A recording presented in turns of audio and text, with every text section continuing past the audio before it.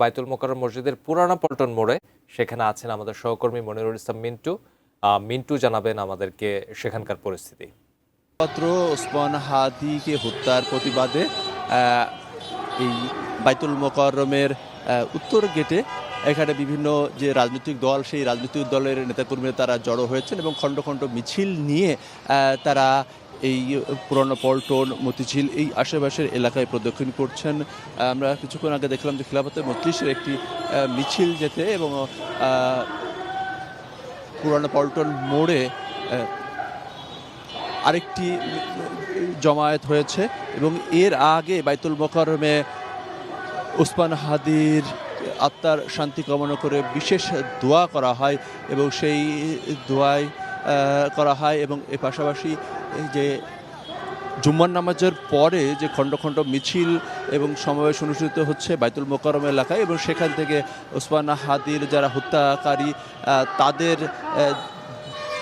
চিহ্নিত করে তাদের গ্রেপ্তার এবং এর সঙ্গে যারা জড়িত সেই দাবি জানানো হচ্ছে।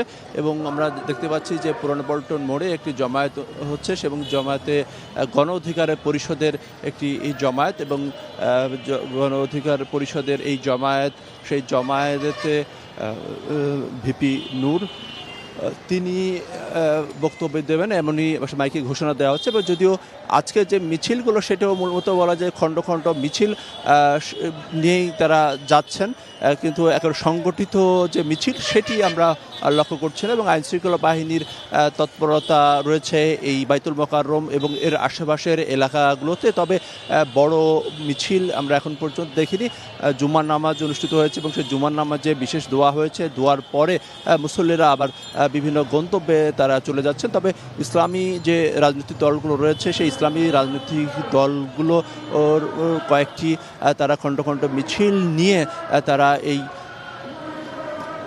বাইতুল মোকাররম এলাকার বিভিন্ন সড়কে তারা প্রদক্ষিণ করছেন এবং ওসমান হাদির হত্যাকাণ্ডের সঙ্গে যারা জড়িত, এর নেপথ্যে যারা রয়েছে তাদের খুঁজে বের করে দৃষ্টান্তমূলক যে শাস্তি, সেই শাস্তি দাবি করা হচ্ছে।